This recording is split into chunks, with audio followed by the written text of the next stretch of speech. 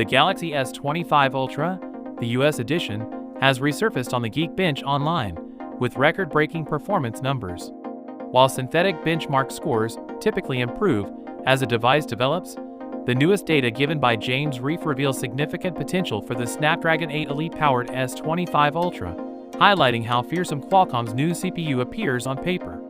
The Galaxy S25 Ultra model rated SMS 938U first appeared on Geekbench in September, with high single-core and multi-core scores of 3, 69, and 9080, respectively.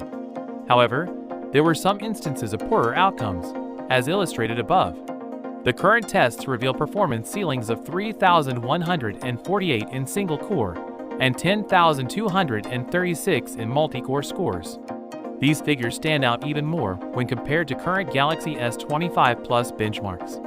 The Galaxy S25 Plus European variant, which is likely to be powered by the unreleased Exynos 2500 CPU, achieves single and multi-core scores of around 2,360 and 8,140 points, respectively.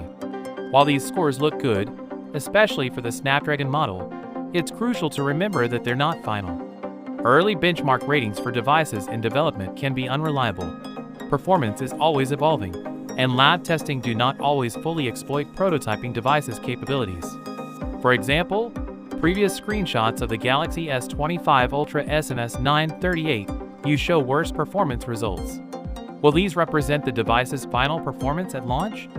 Very likely not. The significant gain in current results is encouraging, although the conditions of the original tests could have differed.